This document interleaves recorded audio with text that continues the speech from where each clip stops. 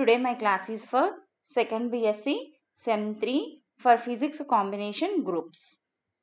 Today my topic is about determination of wavelength of monochromatic light using Newton's rings and Michelson interferometer. Okay, మనం మైకల్సన్ interferometer explain చేసుకున్నాము, Newton's rings కూడా explain చేసుకున్నాము. ఆ 2 experiments use చేసి మనం ఏం calculate చేయొచ్చు అంటే wavelength of given light, మనకి ఇచ్చినటువంటి లైట్ యొక్క వేవ్ లెంత్ అనేది క్యాలిక్యులేట్ చేయొచ్చు. Okay, first determination of wavelength of monochromatic light using Michelson interferometer. Michelson interferometer use చేసి మనకి ఇచ్చినటువంటి లైట్ యొక్క వేవ్ లెంత్ని ఏ విధంగా క్యాలిక్యులేట్ చేస్తాము అనేది చూద్దాము. అంటే మనం ఒక ఎక్స్పెరిమెంట్ చేసాము అంటే దాని వలన మనం ఏదో ఒకటి క్యాలిక్యులేట్ చేసేటట్టు కూడా ఉండాలి కదా. మనకి ఇచ్చిన లైట్ యొక్క వేవ్ లెంత్ మనకి తెలియదు, కానీ మనం ఈ ఎక్స్పెరిమెంట్ ద్వారా ఏం చేయొచ్చు, we can calculate the wavelength of given light.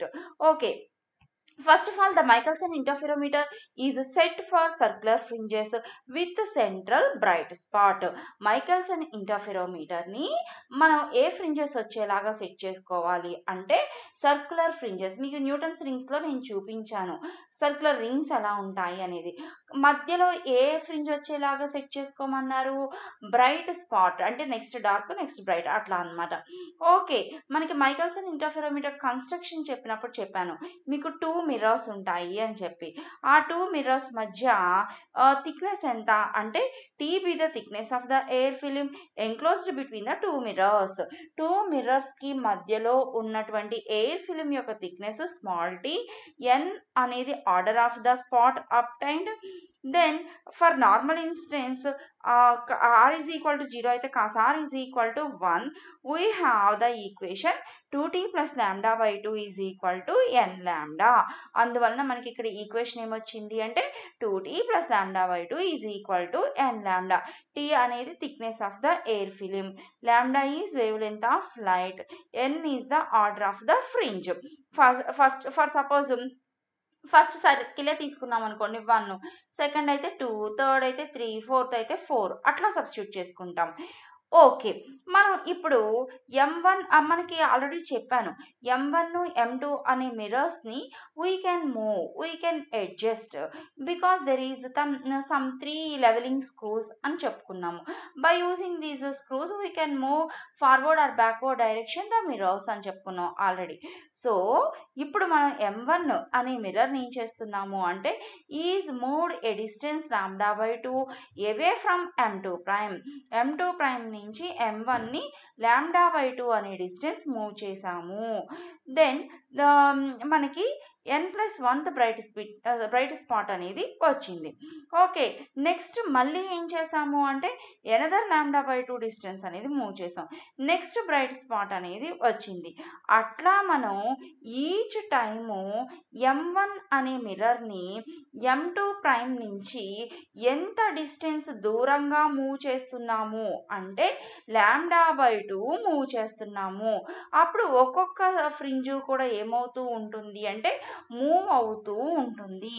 ఆ విధంగా మనం ఎన్ని టైమ్స్ మూవ్ చేసాము అంటే క్యాపిటల్ N అనే టైమ్స్ మూవ్ చేసాము. Capital N be the number of fringes that cross the centre of field. Okay, when the mirror M1 is moved from initial position x1 to a final position x2, then n lambda by 2 is equal to x2 minus x1.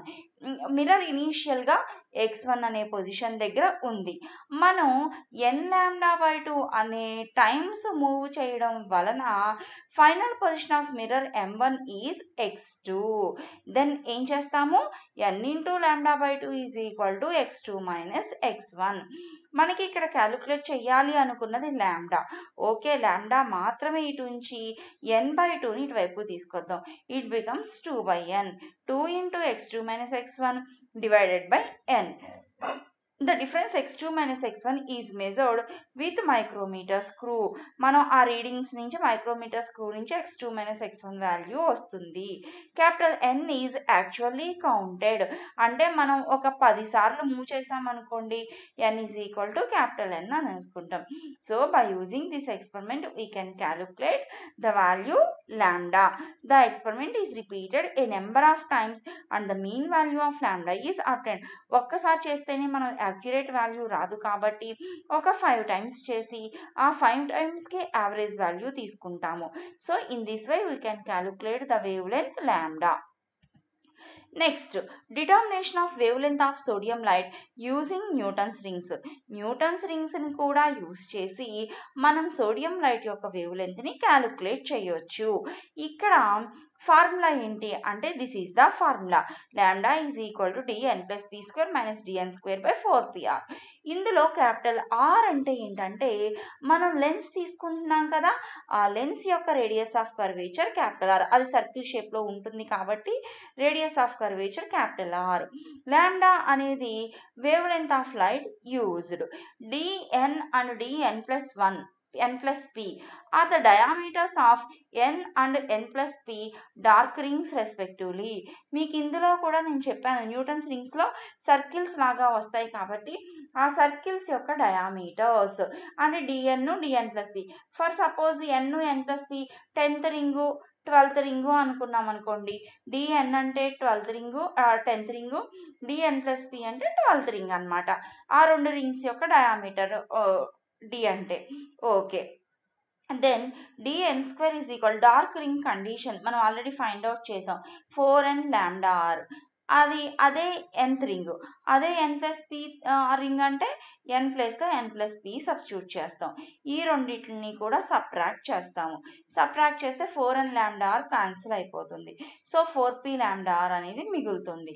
ఇందులో lambda is equal to dn plus p square minus dn square by 4pr. ఇందులో ఈ values అన్నీ కూడా మనం ఏ విధంగా calculate చేస్తామో చూద్దాం ఇప్పుడు.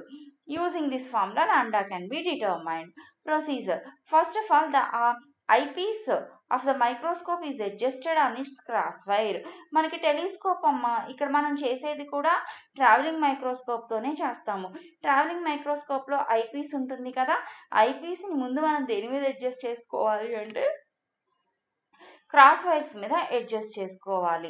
అడ్జస్ట్ చేసుకున్నాక now the distance of the microscope from the film is adjusted at the rings with dark centre in well focus. So ఆ మైక్రోస్కోప్లో నుంచి మనం చూస్తుంటే రింగ్స్ అన్నీ కూడా కనిపించేలాగా సెట్ చేసుకోవాలి. The centre of the cross wire is adjusted at the centre of the fringe pattern. మన యొక్క cross wire అనేది ఫ్రింజెస్ వస్తాయి కదా సర్కిల్స్, ఆ సర్కిల్లో సెంటర్లో ఉండేలాగా క్రాస్ వైర్ సెట్ చేసుకోవాలి. By counting the number of fringes the microscope is moved to the extreme left of the pattern and the cross wire is adjusted tangentially in the middle of the clearly nth bright or dark fringe. The reading of microscope is noted. The microscope is now moved to the right and the readings of micrometer screw are noted successfully. Okay, ఇదంతా మీకు explain చేయడానికి ఇక్కడ explain చేస్తాను చూడండి. ఈ విధంగా circular rings అనేవి వస్తాయి. వచ్చిన తర్వాత సెంటర్లో అంటే ఇదైనా సెంటర్లో క్రాస్ వైర్ ఉండేలాగా ముందు మనం సెట్ చేసుకోవాలి. సెట్ చేసుకున్నాక ఇప్పుడు మీకు అందరికీ ట్రావెలింగ్ మైక్రోస్కోప్ తెలుసు.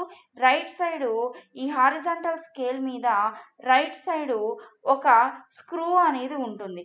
ఆ స్క్రూని స్లోగా మూవ్ చేయండి, రొటేట్ చేయండి.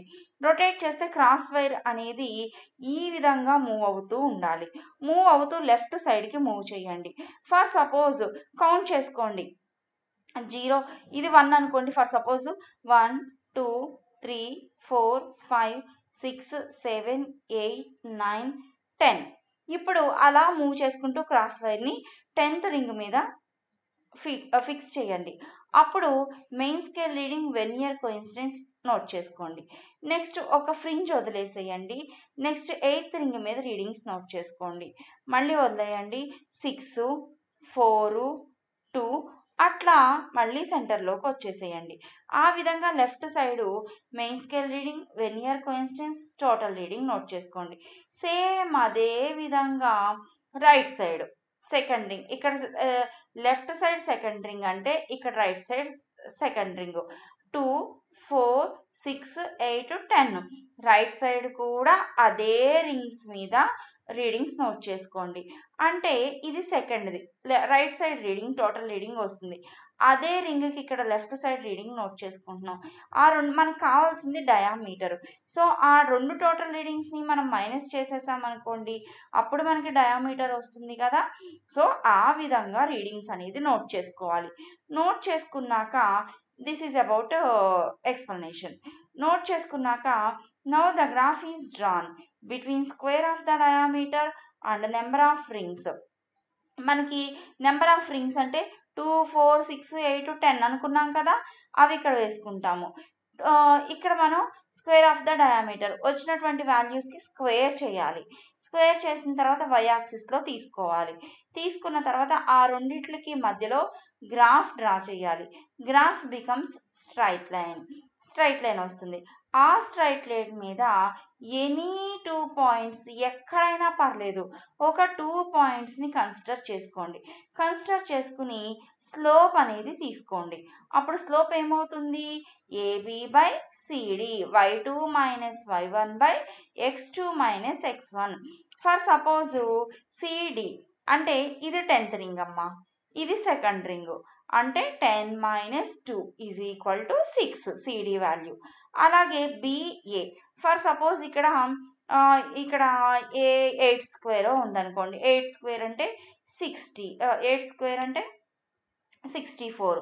అలాగే ఇక్కడ ఏ 4 ఉందనుకోండి. 4 స్క్వేర్ అంటే 16. ఆ రెండింటిని సబ్ట్రాక్ట్ చేయండి. సబ్ట్రాక్ట్ చేస్తే మనకి ఏబి వాల్యూ వస్తుంది. ఏబి వాల్యూ వచ్చింది, సిడి వాల్యూ వచ్చింది. ఏబి బై సిడి, ఏబి అంటేనే DN plus P square minus DN square. CD value అంటే N plus P minus P అంటే 10 మైనస్ 2 ఈజ్ ఈక్వల్ టు 8.